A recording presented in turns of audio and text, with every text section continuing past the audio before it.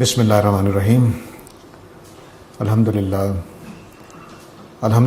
رب العالمین الصلاۃ والسلام علی رسولہ الکریم فاعوذ باللہ من الشیطان الرجیم بسم اللہ الرحمن الرحیم۔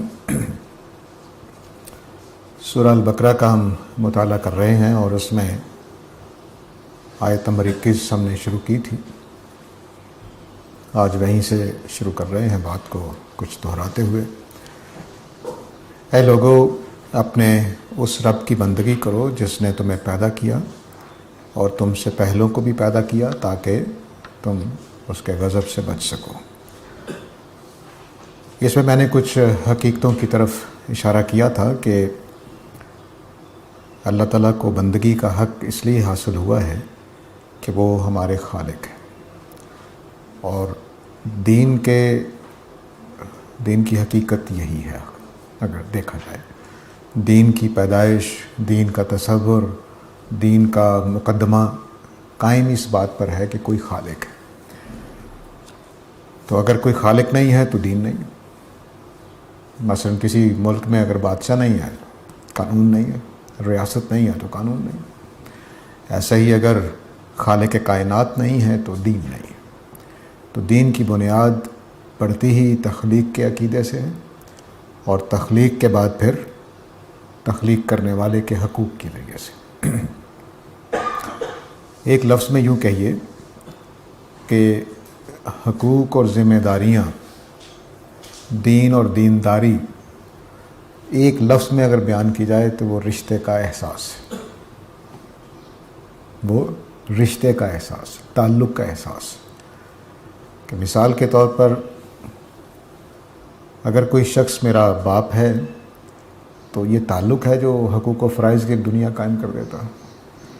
یہ آپ کے ساتھ کسی کے ساتھ یہ نہیں، یا ہے تو صرف ایک رشتہ تھا جس نے ایک شخص کو میرا باپ بنایا، اور حقوق و فرائض کی ایک لمبی ذمہ داریاں اس کے اوپر بھی اور میرے اوپر بھی ڈال دیں۔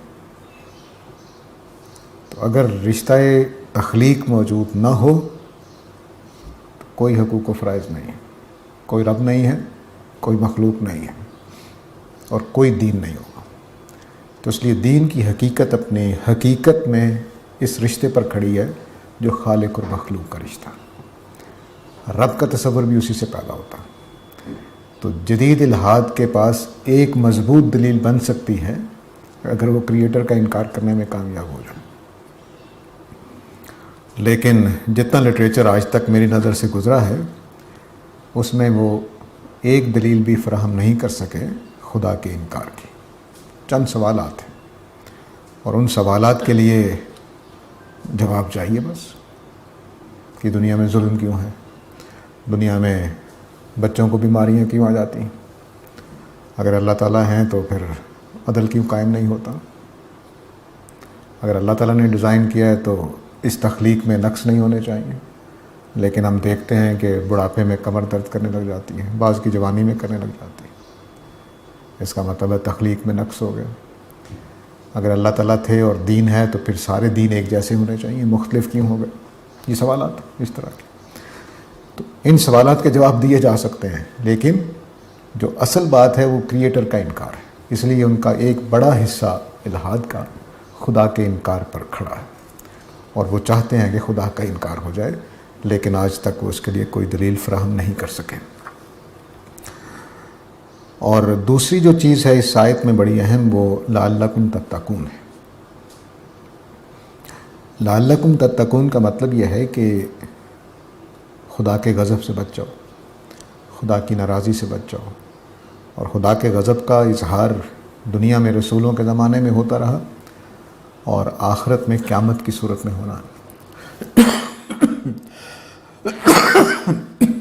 معافی چاہتا ہوں۔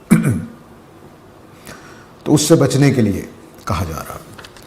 تو گویا جس نے بندگی اختیار کر لی اپنے رب کی، اپنے خالق کی، اس رب کی جو ہمارا خالق ہے، تو وہ خدا کے غضب سے بچ جائے گا۔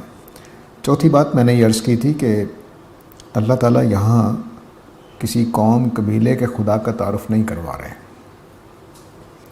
بلکہ یہ جو ربکم الذی خلقکم یا رب السماوات والارض یا رب العالمین کر کے الفاظ آتے ہیں، وہ دراصل اس بات کو کہنے کے لیے آتے ہیں کہ قرآن مجید اس کسی فرقے کے، کسی مسلک کے، کسی مذہب کے خدا کی بات نہیں کر رہا، بلکہ حقیقی خدا کی بات کر رہا ہے، جس نے اس کائنات کو بنایا ہے، جس نے تمہیں بنایا ہے، تم سے پہلوں کو بنایا ہے. ٹھیک ہے، تو یہ باتیں میں نے عرض کی تھیں. اب آگے بڑھتے ہیں. الذی جعل لکم الارض فراشا والسماء بناء وانزل من السماء ماء فاخرج به من الثمرات رزقا لکم فلا تجعلوا للہ اندادا وانتم تعلمون. وہی رب جس نے تمہارے لیے زمین کو فراش بنایا، بچھونا بنایا. بس بچھونا بستر جو بچھا کر ہم سوتے ہیں اس کے لیے بولا جاتا ہے، تو زمین کو فراش کی طرح بنایا گیا ہے. والسماء بناء، اور آسمان کو چھت بنایا. وانزل من السماء ماء، اور آسمان سے پانی اتارا. فاخرج به من الثمرات، اور اس پانی کے ذریعے سے بہت سارے پھل میوے اگائے. رزقا لکم، تمہارے لیے رزق کے طور پر. تو اب تم اللہ کے شریک نہ ٹھہراؤ اور تم باتوں کو سمجھتے ہو، جانتے ہو. ایک بات سائنس کے حوالے سے واضح کر کے پھر آگے بڑھتے ہیں. یہاں اب دو جملے اللہ تعالیٰ نے ایسے بولے ہیں کہ جو سائنس والوں کے کان کھڑے کر دیتے ہیں. ایک یہ کہ اللہ تعالیٰ نے زمین کو فراش بنایا ہے اور آسمان کو چھت بنایا. وہ کہتے ہیں چھت تو ہے ہی کوئی نہیں، نیلی سی تو آپ کو چیز نظر آتی ہے، وہ تو روشنیوں کا ایفیکٹ ہے، جو حقیقت میں وہاں آسمان نہیں ہے. اور ساتھ ہی کہتے ہیں کہ اوزون لیئر بھی موجود ہے. اوزون لیئر کیا کام کرتی ہے؟ چھت والا کام کرتی ہے. جتنی خطرناک شعاعیں ان کو واپس بھیج دیتی ہیں. اوپر سے کوئی ٹوٹا ہوا ستارہ آتا ہے تو وہ اس کو ریزہ ریزہ کر دیتی ہے. چھت کا کام محفوظ کرنا ہے، دھوپ سے بچاتی ہے، بارش سے بچاتی ہے. یہ ہماری چھت جو ہوتی ہے، تو اللہ تعالیٰ نے جس کے لیے چھت بنائی وہ کام کر رہی. تو اب وہ آدمی اس چھت کو سمجھ کر آسمان کو بھی ایسی چھت سمجھنے لگ جائے تو ایک غلط فہمی ضرور ہو سکتی ہے. لیکن سما اپنی حقیقت میں ایک چھت ہے. جو چھت کردار ادا کرتی ہے وہ ہمارے کئی خطرناک شعاعوں سے بچا رہی ہے، کئی بڑے بڑے اوپر سے ٹوٹ کر آنے والے ستاروں سارے کو ٹکڑوں سے بچا رہی ہے، وہ ریزہ ریزہ کر دیتی ہے. تو اس طرح سے چھت والا کردار وہ ادا کر رہی ہے، لیکن اپنی طرز کی ایک چھت ہے. زمین فراش ہے، بچھونے کی طرح ہے. اس سے وہ ذہن بن جاتا ہے کہ اچھا جس طرح یہ میری ٹیبل سیدھی بچھی ہوئی ہے، شاید زمین بھی اس طرح سے بچھی ہوئی ہے. انسان کا ذہن چلا جاتا ہے ادھر. حالانکہ اس کا مطلب تو صرف یہ ہے کہ سونے اٹھنے بیٹھنے کی جگہ فراش بچھا کر چٹائی پر بیٹھ بھی جاتے ہیں، اس پر کھانا بھی کھا لیتے ہیں، اس پر لیٹ بھی جاتے ہیں. پرانی فراش جو ہے وہ ایسی ہوتی ہے، چٹائی بچھائی، سو گئے، کھانا بھی کھا لیا بیٹھ کر، لیٹ بھی گئے، گپ شپ بھی لگانے کے لیے مجلس جما لی. فراش کا یہی کام ہے. تو زمین کو بیٹھنے اٹھنے رہنے سہنے کے لیے ایک جگہ بنا دی. اگر فرض کر لیجئے کہ ہر جگہ کیل ہی نکلے ہوئے ہوتے تو فراش نہ ہوتا، یعنی کہیں پاؤں رکھنے کی جگہ ہی نہ ہوتی. تو اس کو بنایا اس طرح سے گیا ہے. پہاڑوں کے آگے حکمت آئے گی، پہاڑ کس لیے بنائے گئے، راستے کس لیے بنائے گئے. اگر زمین بالکل چٹیل بنا دی جاتی تو پرانے انسانوں کے لیے راستہ بنانا ہی مشکل ہو جاتا. جب تک لینڈ مارکس نہ ہو راستے نہیں بن سکتے. یا بن سکتے ہیں؟ صحراؤں میں پھر کیا کرنا پڑتا تھا؟ ستاروں کو نشان بنانا پڑتا تھا. یہ حقیقتیں ہیں دنیا کی. تو زمین اس میں کوئی شبہ نہیں کہ فراش ہے، رہنے کے لیے، اٹھنے بیٹھنے کے لیے. یہاں گھر بنا کے ہم رہ رہے ہیں. کتنے بڑی بڑی بستیاں آباد کر لی ہم نے.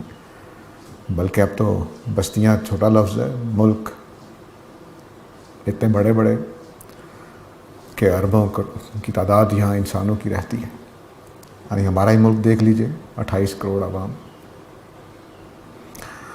تو یہ فراش یعنی رہنے کے قابل، اٹھنے بیٹھنے کے قابل ایک زمین بنا دی ہے. اس کی ساخت اس طرح سے بنائی ہے، اس کی ساخت آسمان جیسی نہیں ہے کہ بس ایک اوزون کی لیئر، بلکہ اس کی زمین بچھونے کی طرح بچھی ہوئی ہے ہمارے پاؤں کے نیچے. اس پہ ہم چلتے ہیں، کام کرتے ہیں، اٹھتے بیٹھتے ہیں. وانزل من السماء ماء، اور آسمان سے پانی اتارا. فاخرج به من الثمرات، پھر اس کے ذریعے سے پھل اگائے. یہ ظاہر ہے کہ سادہ سا جملہ ہے، اس میں کوئی سائنس والوں کو اعتراض نہیں ہو سکتا۔ رزقا لکم، تمہارے لیے رزق کے طور پر۔ اب دیکھیے جو قرآن مجید کا طرز استدلال ہے اس کو بھی سمجھنا چاہیے، وہ بہت باریک بینی کے ساتھ سمجھنے کی ضرورت ہے۔ عام طور سے قرآن مجید کا جو دلیل دینے کا انداز ہے اس کو اس طرح سے نہیں لیا جاتا، بس ایسے لگتا ہے کہ اللہ تعالیٰ نے 2-4 نشانیاں بتائی ہیں، آگے چلے گئے ہیں۔ جہاں جہاں بھی اللہ تعالیٰ نے زمین و آسمان سے کوئی دلیل دی ہے تو ایک مجموعہ بتاتے ہیں اللہ تعالیٰ۔ بہت ہی کم جگہ ہیں جہاں پر صرف ایک چیز زیر بحث آ گئی، اس کی وجہ سے آپ کو سباق میں موجود ہوتی ہے۔ زیادہ تر یہ ہوتا ہے کہ اللہ تعالیٰ پورا ایک نظام سا بناتے ہیں کہ دیکھو آسمان بنا، زمین رہنے کے لیے زمین بنی، اوپر چھت بنی ہے، پھر آسمان سے پانی اترتا ہے، تمہارے لیے پودے اگاتا ہے، پھل وغیرہ لاتے ہو، کھاتے پیتے ہو۔ تو یہ ایک پورا نظام سا ایک جس کی طرف اللہ تعالیٰ اشارہ کرتے ہیں۔ یہ نظام بغیر تخلیقی صلاحیت کے اور بغیر سوچی سمجھے منصوبے کے نہیں بن سکتا۔ یعنی کہیں کوئی ڈھیر لگ گیا اینٹوں کا تو الگ بات ہے، آسمان سے کوئی چیز گری اور ڈھیر لگ گیا، لیکن وہ ڈھیر اس طرح سے گرے کہ وہ ایک چیز چھت بن جائے، ایک رہنے کی جگہ بن جائے، اس میں پانی کا ایک نظام ہو، اس میں بارشوں کا نظام ہو، پودے اگ رہے ہوں، فصلیں بن رہی ہوں، وہاں بھوکے موجود ہیں، بھوکوں کے لیے کھانے کا سامان ہے، پیٹ لگا ہوا ہے، پیٹ میں ہضم کرنے کا نظام ہے، اور جو چیزیں ہم کھاتے ہیں وہ ساری ہضم ہونے کی اس کے اندر چیزیں موجود ہوتی ہیں، یہ سارا کچھ ہے نا۔ یہ اچانک کیسے ہو جاتا ہے، بلا اسباب کیسے ہو جاتا ہے؟ ہمارے ہاں ڈیزائن تھیوری ایک دلیل دی جاتی ہے، وہ اس کا بس ڈیزائن تھیوری رہ گیا اس کا نام۔ وہ ڈیزائن کا مطلب کیا ہے اس کو ذرا گہرائی میں جا کر دیکھنا چاہیے۔ وہ اتنی باریک بینی کے ساتھ کام کیا گیا ہے کہ مثال کے طور پر آپ ایک چونٹی کے مچھر کو دیکھ لیں، مچھر کے اندر کیا کچھ ہے، وہ کھاتا پیتا ہے، بچے جنتا ہے، وہ پتہ نہیں کیا کیا کام ہے دنیا کے سنبھالے ہوئے اس نے۔ تو صرف یہ بات کہ جو چیزیں میں نے کھانی ہیں ان کو میں ہضم کر سکوں، آسمان بنایا ہے تو بارش کا نظام، کھانے پینے کا انتظام کر دیا گیا ہے، یہ سادہ چیزیں نہیں ہیں۔ اور بعض جگہوں پر تو ہم مجبور ہو جاتے ہیں کہ یہ ہوا کیسے ہے۔ مثلا فرض کر لیجیے پودے نہ ہوں تو جانور زندہ نہیں رہ سکتے، جانور نہ ہوں پودے زندہ نہیں رہ سکتے۔ تو یہ اکٹھا ہی کام ہوا ہے، الگ الگ نہیں ہو سکتا۔ یعنی پودوں کو کاربن ڈائی آکسائڈ چاہیے مثلا، اور جانوروں کو آکسیجن چاہیے۔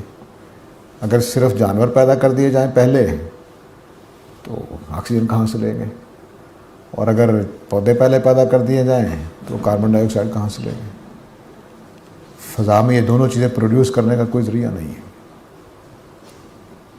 تو اس طرح سے یہ ایسے گراریوں کی طرح جڑا ہوا ہے نظام۔ تو اللہ تعالیٰ گراریوں کو بتاتے ہیں کہ دیکھو کس طرح فٹ ہوئی ہوئی ہیں۔ تو اگر تم اپنی گھڑی کی گراریاں دیکھ کر خود بخود بننے کا تصور نہیں کر سکتے ہو تو جس کائنات کو میں نے اس طرح سے بنایا ہے اس کو تم کیسے تصور کر سکتے ہو؟ تو یہ جتنی جگہوں پر بھی استدلال ہے، یہاں خدا کی ہونے کا استدلال نہیں ہے کیونکہ عرب خدا کو مانتے تھے۔ یہ میرا مفسر کا کام ہوگا کہ اس سے یہ بھی فائدہ اٹھا لے۔ یہاں اصل میں توحید کے بیان کے لیے آیا تھا۔ توحید کا بیان کیسے ہے؟ آگے اللہ تعالیٰ نے جملہ بولا ہے کہ میں نے زمین بنائی فراش، آسمان بنایا چھت، اور آسمان سے پانی اتارا اور تاکہ تمہارے لیے رزق پیدا ہو، ثمرات۔ تو اللہ کے ساتھ شریک نہ ٹھہراؤ، اللہ کے ساتھ شریک نہ ٹھہراؤ۔ یہ جملہ فے کے ساتھ بولا گیا ہے، فَلَا تَجْعَلُوا لِلَّهِ أَنْدَادًا۔ تو پھر تم خدا کے ساتھ، یعنی جو پیچھے بات کہی گئی ہے اس کا نتیجہ یہ نکلے گا کہ خدا کے ساتھ شریک نہیں ٹھہرانے چاہیے۔ کیوں؟ اب دیکھیں یہاں 4 چیزیں ہیں، زمین، آسمان، بادل اور پھل پودے۔ یہ ان کے اگر خدا الگ الگ ہوں تو یہ سازگاری ہم آہنگی ہو سکتے ہیں؟ پورے انسانی تاریخ میں آج تک کوئی ایسا ادارہ نہیں بن سکا جس میں 2 برابر کے حکمران موجود ہوں۔ تو بتایا جا رہا ہے کہ زمین کا خدا بھی وہی ہے، آسمان کا بھی وہی ہے، پانی اتارنے والا بھی وہی ہے، پودے اگا کر رزق فراہم کرنے والا بھی وہی ہے، تو اس لیے اللہ کے ساتھ شریک نہ ٹھہراؤ۔ یہ اس میں توحید کے اوپر استدلال تھا، اور یہ تم سمجھتے ہو کہ وانتم تعلمون کے الفاظ سے کہ یہ ایک حقیقت ہے، ٹھیک ہے۔ تو اب شرک کی نفی کر دی ہے 4 مظاہر کو سامنے رکھ کر کائنات کے، کہ ان کو کنٹرولر ایک ہونا چاہیے۔ اگر ان کا کنٹرولر الگ الگ ہے تو یہ فساد کا شکار ہو جائیں گے، ایک دوسرے کے ساتھ موافقت نہیں کر سکیں گے، ہارمنی میں نہیں ہوں گے۔ ان کو ہارمنی میں لانے کے لیے ضروری ہے کہ پیچھے سے ایک ہی حکم صادر ہوا ہو کہ پانی نے یہ کام کرنا ہے، بادلوں نے یہ کام کرنا ہے، زمین نے یہ کام کرنا ہے، آسمان نے یہ کام کرنا ہے۔ اگر فرض کر لیجئے کہ اوزون لیئر ہٹ جائے، کیا بنے گا؟ ساری زندگی برباد ہو جائے گی، کوئی چیز زندہ رہ نہیں سکے گی۔ تو چھت بنا کا کام اگر نہیں ہے تو سارا نظام تلپٹ ہو جائے گا۔ بارش کا نظام اگر نہیں ہے تو زندگی ختم ہو جائے گی۔ اتنا پیچیدہ نظام ہے، یہ اتنا گتھا ہوا نظام ہے، آپس میں جڑا ہوا ہے کہ ایک ایک پیچ اس کا بہت اہم ہے، ایک ایک پیچ، یعنی چیزیں فٹ کر دی گئی ہیں ایک دوسرے کے ساتھ۔ تو تم کہہ رہے ہو کہ بس یہ الگ الگ خدا ہیں ان کے عربوں کے لحاظ سے، میں نے خدا کے اعتبار سے پہلے دلیل دے دی اس میں سے، لیکن عربوں کے لیے یہ توحید کی دلیل کے طور پر آیا ہے۔ تو گویا پیچھے جو بات چلی تھی کہ اپنے اس رب کی بندگی کرو جس نے تمہیں پیدا کیا اور تم سے پہلوں کو پیدا کیا ہے، اور وہ اس ساری کائنات کا رب ہے، اس کی بندگی کی دعوت دی جا رہی، جو اکیلا خدا ہے اور کوئی نہیں ہے اس کے ساتھ۔ چونکہ عرب خدا کو مانتے تھے، اس لیے اللہ تعالیٰ دلائل اس طرح سے لاتے ہیں کہ دونوں فائدے ہو جاتے ہیں، توحید کا بھی اور خدا کے ہونے کا بھی اس بات ہو جاتا ہے۔ لیکن چونکہ قرآن میں صرف توحید کا استدلال کیا گیا ہے، خدا کے ہونے کا نہیں، تو ہم اس سے فائدہ اٹھا لیتے ہیں، لیکن اصل میں توحید کا ہے۔ اب یہ تو بات ہو گئی بنیادی بات کہ قرآن مجید حقیقی خدا کی بندگی کی دعوت دیتا ہے، حقیقی خدا کو خدا ماننے کی دعوت دیتا ہے، حقیقی خدا کی بندگی اختیار کرنا۔ بندگی بھی سمجھ لیجئے، عبادت کا لفظ جو ہے اس میں جو آیا تھا وہ بدو، وہ میں نے پوری بات کرنے کے بعد سوچا تھا کہ بیان کروں گا، اس کو سمجھ لینا چاہیے۔ اس نے بڑے فتنے ہمارے دور جدید میں پیدا کیے ہیں اور پرانے زمانے سے بھی رہے ہیں۔ بندگی کا مطلب یہ ہوتا ہے کہ خدا کے مقابلے میں، جو میں نے رب کے 3 معنی بتائے تھے، ان 3 رشتوں میں جڑ جانا۔ میں نے آج ایک بات مزید عرض کی ہے پچھلے درس کے مقابلے میں رب کے لفظ کے ساتھ اور تخلیق کے پہلو سے، کہ ایک رشتہ وجود میں آتا ہے۔ رشتہ جب وجود میں آتا ہے تو اس کے نتیجے میں حقوق و فرائض قائم ہوتے ہیں۔ تو اب رب کے لفظ سے 3 رشتے ہمارے قائم ہوتے ہیں اللہ کے ساتھ، ان تینوں رشتوں کے حقوق و فرائض پورے کرنا بندگی ہے۔ وہ 3 رشتے کون سے ہیں؟ رب کے معنی خدا کے ہیں، اللہ ہمارا خدا ہے اور ہم اس کے بندے ہیں۔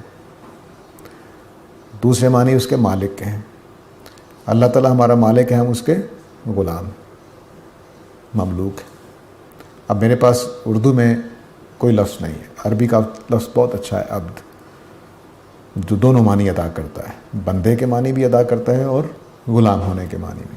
لیکن غلام میں ایک ذرا حقارت زیادہ ہے، عبد میں بھی ہے لیکن ایسی نہیں ہے جس طرح سے ہمارے غلام کی ہے۔ تو وہ شان انسان کی باقی رہتی ہے لیکن وہ خدا کا بندہ ہوتا ہے۔ اور تیسری چیز رب کے معنی ہے پالنے والے کے۔ تو پالنے والے کے ساتھ کیا رشتہ قائم ہوتا ہے کہ ہم پالے ہوئے ہیں، اس کے رزق کھاتے ہیں۔ اب ان تینوں کے حقوق و فرائض قائم ہوتے ہیں۔ خدا کے ساتھ عبادت کرنے کا رشتہ جڑتا ہے، اس کے حقوق خدا کے یہ بنتے ہیں کہ ہم، خدا کے معنی ہوتے ہیں ایسی ذات جو مقدس ہے، جس میں کوئی نقص نہیں ہے، قابل عبادت ہے، تو ہم اس کی عبادت کرتے ہیں۔ دوسرا رشتہ جو قائم ہوتا ہے وہ مملوک کے لحاظ سے، ہم اس کے آگے آنسریبل ہیں، وہ ہمیں حکم دے سکتا ہے، ہم اس کی اطاعت کرنے پہ مجبور ہیں، وہ جس حالات میں رکھ دے رہنے پہ مجبور ہیں، وہ جتنی روٹی دے دے اس کے اوپر کانے رہنے پہ مجبور ہیں، وہ جتنی چیز لے کر چھین لے اس کا حکم ہے، ہم تو غلام ہیں۔ اور تیسری چیز پالن ہار کی معنی ہے، پالنے والے کے، پرووائڈر کے. تو اب ہم نمک خوار ہو گئے تو نمک حلالی قائم کرنا ضروری ہے. کسی کے نمک حرامی کرنا کبھی بھی پسندیدہ نہیں رہا. اس کو شکر گزاری کہتے ہیں. تو پالنے والے کے اور تخلیق کرنے والے کے اعتبار سے ہم شکر گزار بھی بن کر رہے ہیں. تو یہ 3 رشتے ہیں. سارا دین انہی 3 رشتوں میں قائم ہے. سارا دین انہی 3 رشتوں میں قائم ہے. اس کے حقوق و فرائض ادا کریں گے تو آپ دیندار ہیں، نہیں ادا کریں گے تو آپ دیندار نہیں. تو بندگی اس بات کا نام ہے کہ رب کو خدا کے اعتبار سے دیکھا جائے اور اس کے حقوق ادا کیے جائیں، اور رب کو مالک کے اعتبار سے دیکھا جائے اور اس کے حقوق ادا کیے جائیں. رب کو پالنے والے کے اعتبار سے دیکھا جائے تو اس کے حقوق ادا کیے جائیں. اور قرآن مجید اس بات پر گواہ ہے کہ اللہ تعالیٰ رب ہونے کے اعتبار سے سارے فرائض ادا کر رہے ہیں. آگے چل کر مزید باتیں واضح ہوں گی. وہ پالنے کا انتظام کیا تو روزی اس طرح رکھی ہوئی، بتا دیا اس نے آسمان سے بارش نازل کرتا ہوں تاکہ تمہارے رزق پیدا کروں.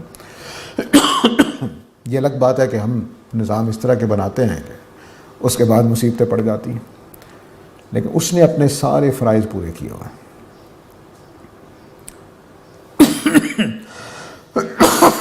وہ مالک ہونے کے اعتبار سے بھی، وہ رب ہونے کے اعتبار سے بھی، یعنی خدا ہونے کے اعتبار سے بھی، اور پالن ہار ہونے کے اعتبار سے وہ اپنے فرائض پورے کر رہا ہے.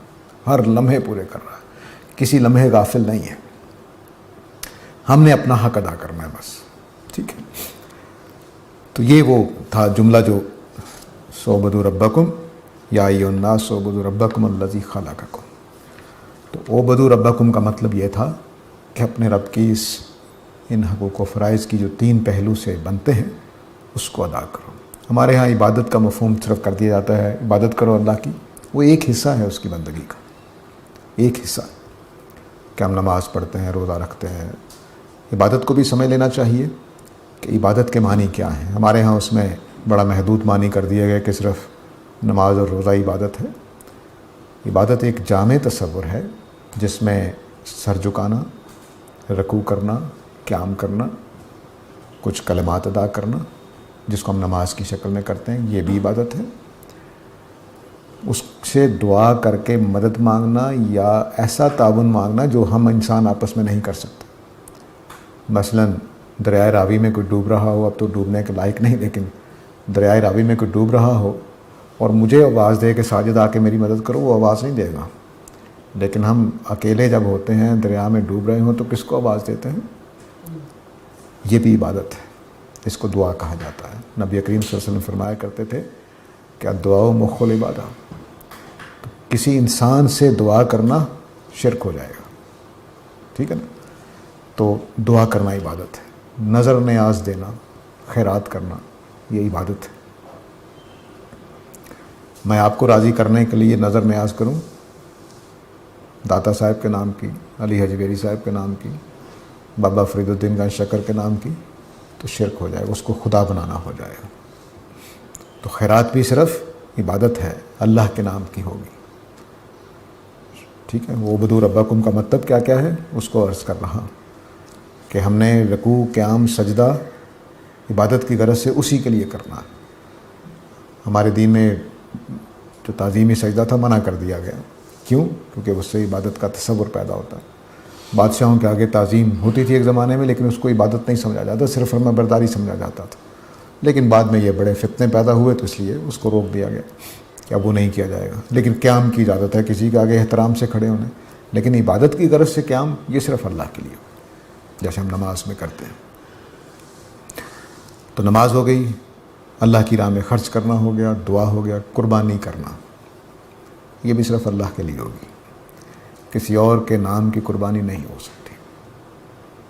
جانور ذبح کرنا کسی کے لیے، کسی کے آستانے پر، یہ بھی اس کو خدا ماننا ہے. آپ نے اللہ ہی کے نام کا جانور ذبح کیا لیکن کسی آستانے پر جا کر دیا تو یہ بھی اس آستانے کی عبادت ہو جائے گی. یہ عبادت کا مطلب ہے. اور روزے رکھنا یہ بھی عبادت ہے. اور حمایت میں جان دینے کے لیے تیار ہو جانا یہ بھی عبادت ہے. جس کو جہاد کی شکل میں بیان کیا جاتا ہے. لیکن ہم جان دینے کے لیے اپنے بچوں کے لیے بھی یہ اس میں شرک نہیں ہوتا، لیکن حقیقی معنی میں جان دینے کا عمل خدا کے لیے ہوتا ہے. اگر مذہبی معنی میں جہاد کیا جائے گا تو وہ صرف خدا کے لیے ہوتا ہے، یا دوسرے لفظوں میں کہہ لیجیے کہ اسلام کے لیے ہو سکتا ہے. تو یہ عبادت ہے. عبادت اس چاروں پانچوں شکلوں میں اللہ کے لیے کی جائے گی. تو آیت کیا کہہ رہی ہے کہ عبادت یعنی چاروں پانچوں شکلوں کی، غلام ہونے کا تصور یعنی اطاعت، فرما برداری، اور تیسری چیز تو عبادت کا تیسرا پہلو ہے کیا تھا بولا، بھول گئے. عبادت پہلی چیز یہ یاد رکھنے کی چیز ہے، بھولنے کی نہیں ہے. عبادت پہلی چیز، جواب دہی اور اطاعت، اور تیسری شکر گزاری، کیونکہ وہ پالنے والا ہے، پرووائڈر ہے، نعمت عطا کرنے والا ہے، تو اس کی شکر گزاری کرنی ہے. نمک حرامی نہیں کرنی.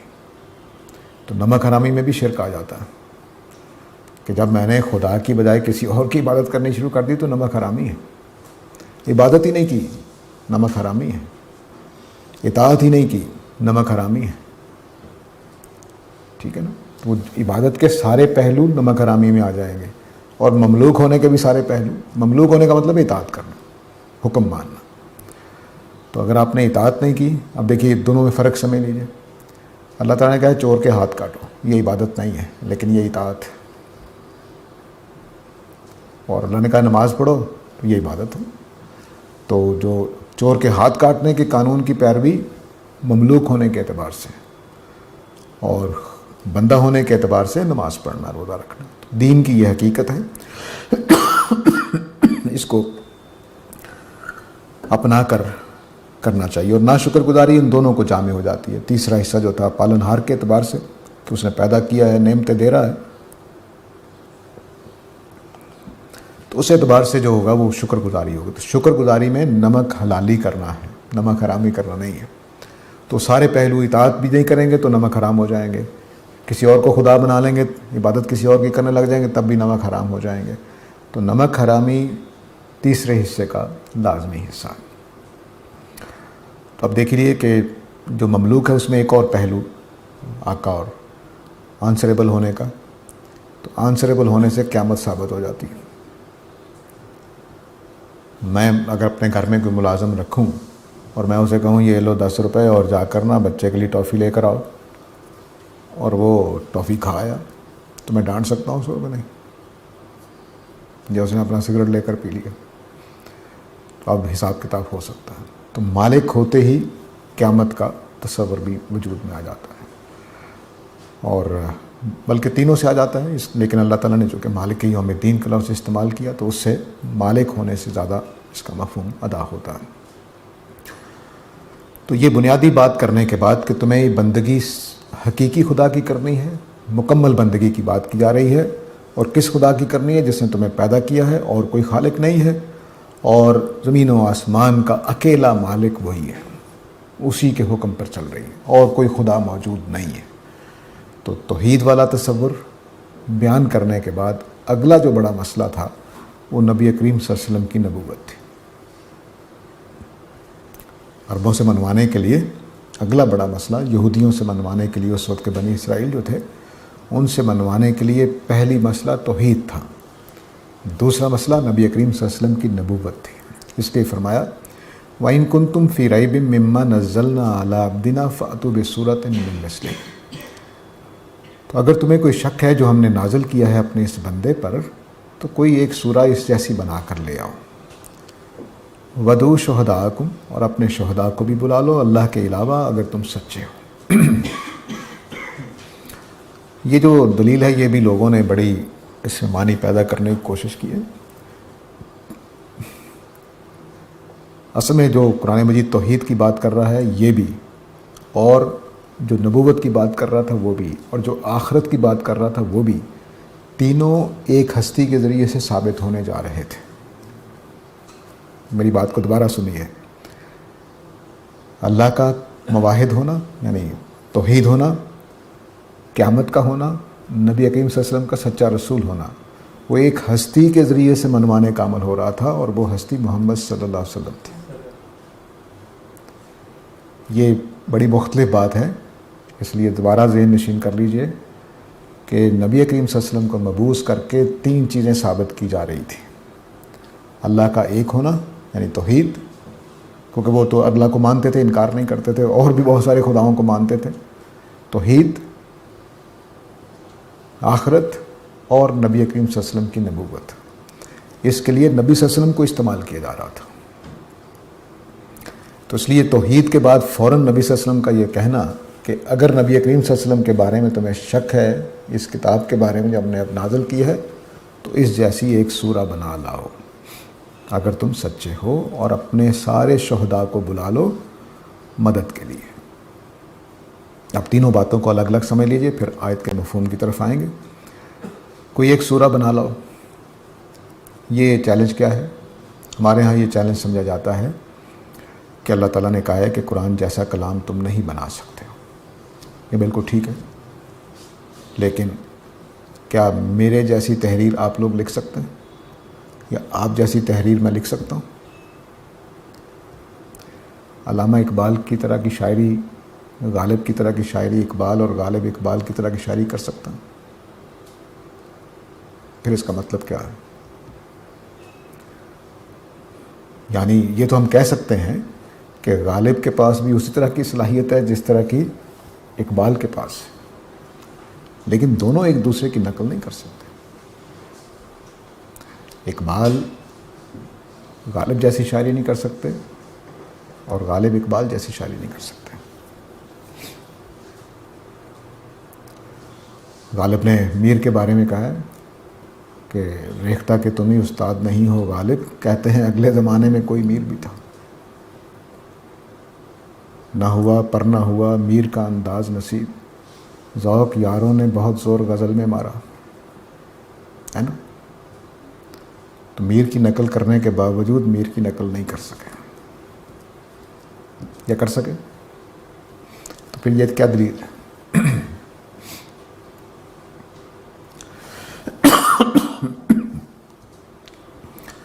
کسی کی بھی کتاب جیسی کتاب کوئی نہیں لکھ سکتا، ٹھیک ہے؟ تو اب یہ ایک دلیل کیا دے رہے ہیں اللہ تعالیٰ کہ تم اگر اس کو اللہ کی کتاب مانتے ہو تو ایک سورہ بنا لو، ایک سورہ، یہ بھی نہیں کہ اتنی بڑی کتاب لے آؤ، یہ جتنی نازل ہوگی اس جیسی لے آؤ، سورہ کوثر جیسی سورہ ہی لے آؤ۔ اللہ تعالیٰ یہ کہہ رہے ہیں۔ اس استدلال کے 2 پہلو ہیں جن کو فراموش کر کے وہ سادہ سی بات کر دی جاتی ہے کہ بھئی اللہ تعالیٰ کے جیسا کلام کوئی نہیں لکھ سکتا۔ پہلی بات یہ سمجھیے کہ عرب یہ کہتے تھے کہ نبی کریم صلی اللہ علیہ وسلم کو ایک اجمی آ کر یہ لکھوا دیتا ہے، ٹھیک ہے، یا جنات آ کر یہ کلام سکھا جاتے ہیں۔ پہلا مقدمہ کیا ہے کہ نبی کریم صلی اللہ علیہ وسلم کو ایک اجمی آدمی آ کر سکھا جاتا ہے، اور دوسرا کیا کہ اجمی نہ سے ہی جنات آ کے کان میں ڈال جاتے ہیں یہ باتیں۔ تو اللہ تعالیٰ کہہ رہے ہیں تم بھی اپنے ساتھیوں کو بلا لو اور اس طرح کا کلام پیش کر دو۔ انہی جنات سے رابطہ کرنا ہے نا، اسی اجمی سے رابطہ کرنا نا، کر لو۔ تو نہ کوئی جن آ رہا ہے نہ کوئی اجمی آ رہا ہے، تم اس طرح کا کلام نہیں لا سکتے ہو۔ یہ ایک استدلال کا پہلو یہ ہے جو اکثر فراموش رہتا ہے۔ دوسرا جو پہلو ہے وہ یہ ہے کہ قرآن مجید انسانی کلاموں جیسا نہیں ہے۔ اس کی نقل کرنے کا مطلب یہ نہیں ہے کہ تم اس طرح کے کوئی ایک جملہ لکھو یا کچھ کر لو، یہ مطلب نہیں ہے۔ اس کے اندر الہامی رنگ ڈالنا مسئلہ ہے، اس بات کو سمجھیے۔ ہمارے یہاں مصنوعی پھول پڑے ہوتے ہیں، یہاں بھی پڑے ہوتے تھے کسی زمانے میں۔ مصنوعی پھولوں کو دور سے دیکھ کر آپ کو دھوکہ لگ سکتا ہے کہ یہ اصلی ہے، ٹھیک ہے، بالکل گلاب کا پھول گلاب جیسا ہی بنا ہوگا، لیکن کبھی آپ ہاتھ لگا کر کہیں گے نہیں یار یہ اصلی نہیں ہے، کبھی آپ سونگھ کر کہیں گے نہیں یار یہ اصلی نہیں ہے، کبھی آپ کو کوئی دھاگے سے نظر آ جائیں گے کہ نہیں اصلی نہیں ہے، ٹھیک ہے، کئی وجوہات ہو سکتی ہیں، لیکن دونوں میں فرق کیا ہے؟ دونوں میں فرق کیا ہے؟ شکل بھی ویسی ہے، اور فرض کر لیے اس نے گلاب کا سینٹ بھی نکال کے اس میں ڈال دیا، خوشبو بھی دے رہا ہے۔ دونوں میں فرق کیا ہے؟ ایک اصلی پھول ہے، ایک مصنوعی پھول ہے۔ یہ اصلی کلام ہے، میرا آپ کا کلام مصنوعی کلام ہے، لیکن اس کی اپریسیشن وہی کر سکتا ہے جس کو عربی آتی ہے، میں وہ کروا نہیں سکتا اس کلاس میں۔ یہ اصلی کلام ہے۔ اب اصلی کلام کو سمجھنے کے لیے میں نے پھول کی مثال دی، اب درخت کی مثال لیجیے۔ آپ کے سامنے یہ کیمرہ کا سٹینڈ ہے۔ کیمرے کا یہ سٹینڈ جو ہے، کیا اللہ تعالیٰ نے کوئی درخت کی شاخیں اس طرح بنائی ہیں؟ ٹیڑھی میڑھی ترچھی، لیکن وہ کتنا خوبصورت درخت ہوتا ہے۔ وہ اصلی پائپ ہیں، وہ اصلی تنے ہیں، وہ اصلی سٹینڈ ہیں جس کے اوپر اتنا بڑا درخت کھڑا ہوتا ہے، اور یہ مصنوعی سٹینڈ ہے۔ یہ فرق کیسے بنا؟ یعنی اس میز کو دیکھ کر اس کی رانائی، اس کی خوبصورتی، اس کی ہمواری، سب کچھ دیکھ کر آپ کہیں گے یہ اللہ نے نہیں بنایا، کیونکہ یہ مصنوعی ہے۔ درخت کو دیکھ کر آپ کہیں گے اللہ نے بنایا، کیونکہ وہ اصلی ہے۔ قرآن مجید میں اور میری کتاب میں یا آپ کی کتاب میں یہی فرق ہے۔ ہم اسے اسی طرح سے سیدھا چکور بنائیں گے۔ میز بنانا ہے میں نے، تو ہم سیدھا لگائیں گے، چکور بنائیں گے یا گول بنائیں گے، بڑا ہموار کریں گے، رندہ لگائیں گے، یہ کریں گے وہ کریں گے۔ اللہ تعالیٰ ٹیڑھے میڑے ترچھے کھڑکھڑے بنا کے کیا خوبصورتی پیدا کر دیتا ہے۔ کلام مجید بھی ایسا ہی ہے۔